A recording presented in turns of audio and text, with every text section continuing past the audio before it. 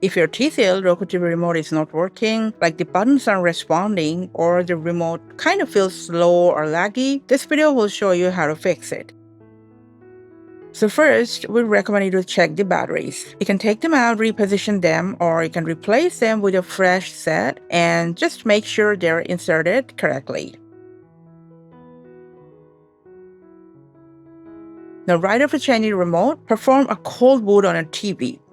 Unplug it from the power outlet, work for a couple of minutes, and then plug it back in. Let the TV load, and now test the remote again. Especially if you're using an IR remote, make sure nothing is blocking the TV's IR sensor and just point the remote directly at the TV, and it should work automatically.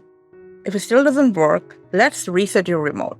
So we're going to start by unplugging the TV from the power source. Now, remove the batteries from the remote, and while the batteries are out, you're going to just press and release the power button to discharge any remaining power. And along with that, you can press all the other buttons a few times to make sure none of them are stuck or jammed. Now, after a couple of minutes, insert the batteries and plug your TV back in. And after that, just press the multifunction button located at the bottom of the TV once to turn it on. Now, as I've told you, if you got an IR remote, it should reconnect automatically. However, if you got a voice remote or something with a pairing button, just press and hold the back and the home buttons together for about 3 seconds until the status light starts flashing. And within a few moments, the remote should pair with your TV.